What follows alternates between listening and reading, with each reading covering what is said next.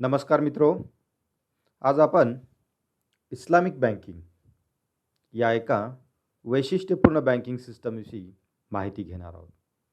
मित्रो, आजपर्यंत आपण राष्ट्रीयकृत बँका, खाजगी बँका, विदेशी बँका तसेच सहकारी बँकांच्या बरोबरच स्मॉल फायनान्स बँका व पेमेंट बँकाविषयी ऐकलेलंच आहे.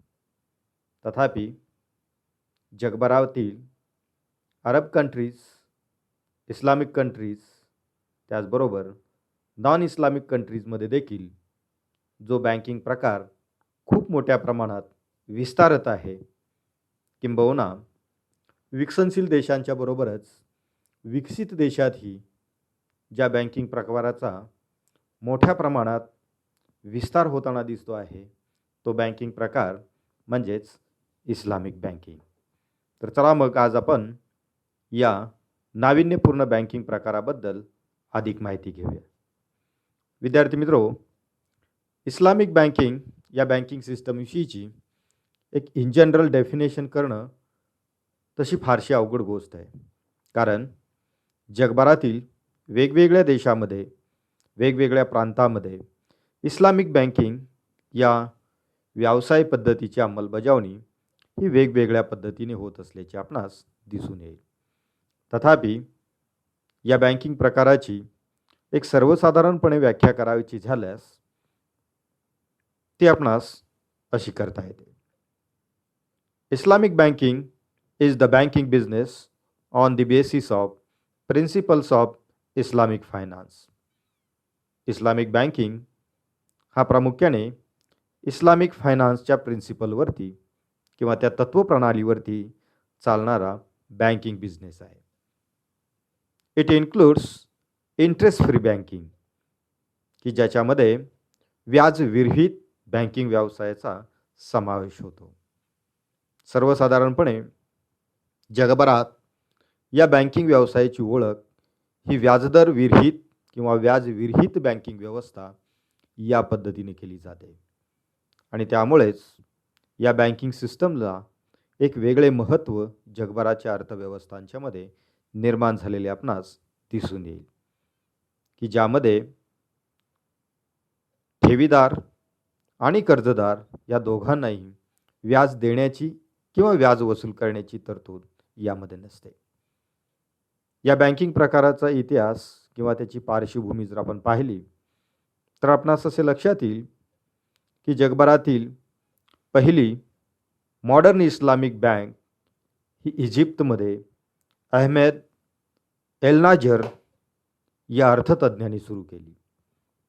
म्हणजेच सर्वसाधारणपणे 20व्या शतकाच्या उत्तरार्धामध्ये इस्लामिक फायनान्शियल प्रिन्सिपल्सवर आधारित हा एक वैशिष्ट्यपूर्ण बँकिंग प्रकार हा इजिप्तमध्ये सुरू झाल्याचे आपणास दिसून येईल. त्यानंतर 1975मध्ये इस्लामिक डेव्हलपमेंट बँकेची स्थापना करण्यात आली. त्याबरोबरच 1979मध्ये एक मॉडर्न कमर्शियल इस्लामिक बँक या धर्तीवरती दुबई इस्लामिक बँक नावाची बँक ही स्थापन करण्यात आली.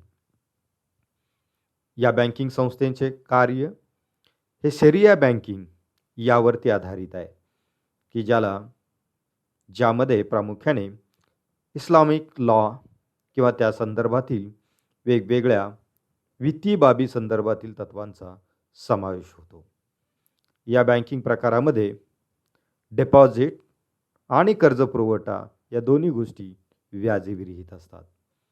या बँकिंग संस्थेमध्ये सगळ्यात महत्त्वाचा प्रकार म्हणजे कर्जदार आपल्या उद्योग संस्थेमधील मिळणारा नफा हा बँकेबरोबर शेअर करत असतो, की ज्यामध्ये जगभरातील इतर बँकिंग व्यवसायामध्ये जर आपण पाहिलं तर आपणास असे दिसून येईल की एखादा उद्योजक किंवा व्यावसायिक जेव्हा आपल्या उद्योग व्यवसायासाठी बँकिंग संस्थेकडून कर्ज घेतो तेव्हा त्या कर्जाच्या मोबदल्यात मुद्दलाबरोबरच व्याज अदा करत असतो.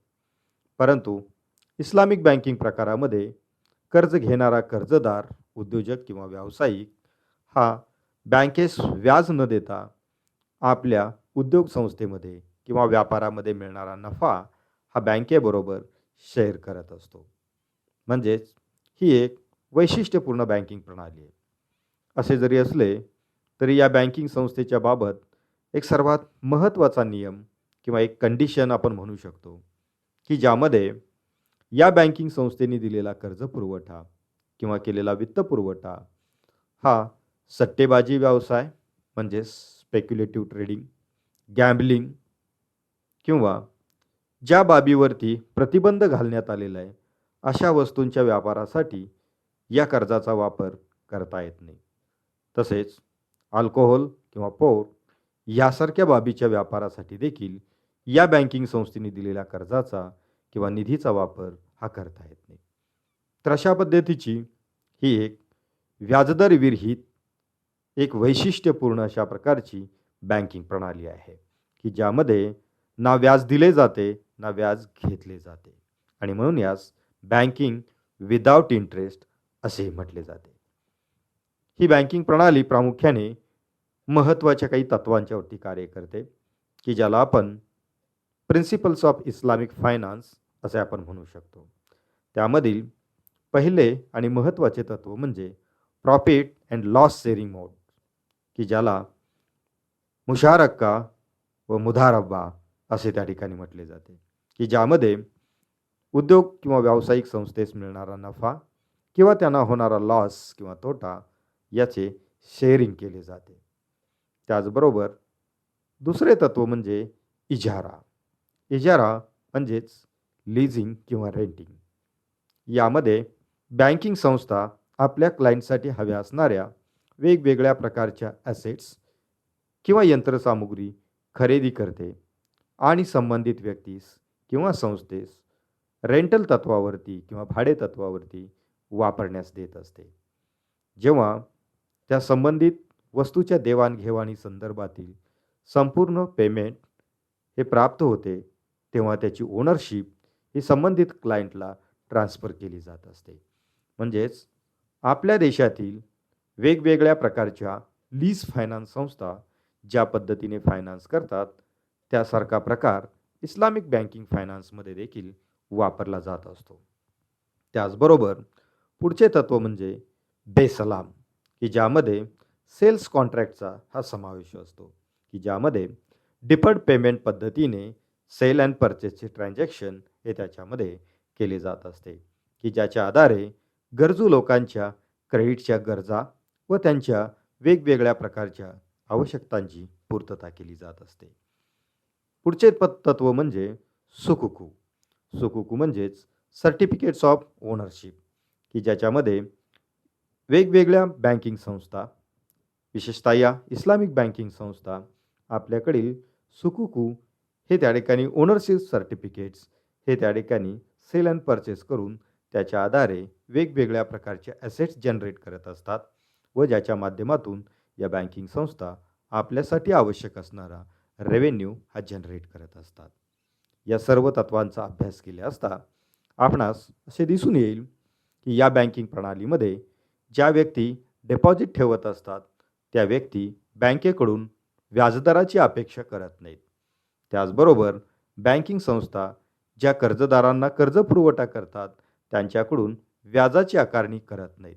मात्र त्यांना हव्या असणाऱ्या वेगवेगळ्या प्रकारच्या यंत्रसामुग्री, वेगवेगळ्या प्रकारच्या ॲसेट्स या रेंटल बेसिसवरती वापरण्यासाठी देत असतात, लीज बेसिसवरती वापरण्यासाठी देत असतात किंवा उद्योग व्यवसाय करण्यासाठी प्रॉफिट व लॉस शेअरिंगच्या बेसिसवरती म्हणजेच मुशारका व मुराहब्बा या तत्वाच्या आधारे त्यांना वित्त पुरवठा करण्याचे कार्य करत असतात. या संपूर्ण बँकिंग प्रणालीचा एक महत्त्वाचा आत्मा म्हणजे इंटरेस्ट फ्री बँकिंग, की ज्यामध्ये इस्लाम धर्मातील काही महत्त्वाच्या तत्वांचा पूर्णपणे वापर याच्यामध्ये केला जातो, की ज्यानुसार व्याज घेणे किंवा व्याज देणे हे गैर मानलेले आहे, की ज्याचा प्रत्यक्ष आर्थिक व्यवहारामध्ये या बँकिंग संस्थांच्या माध्यमातून वापर होत असल्याचे आपणास दिसून येईल. अशा प्रकारचा बँकिंग व्यवसाय जगभरातील विकसित व विकसनशील देशामध्ये मोठ्या प्रमाणात विस्तारत असल्याचे आपणास दिसून येईल. तर विद्यार्थी मित्रो, ही एक जगभरातील खूप मोठ्या जलद गतीने विकसित होणारी बँकिंग प्रणाली असल्याचे आपणास दिसून येईल.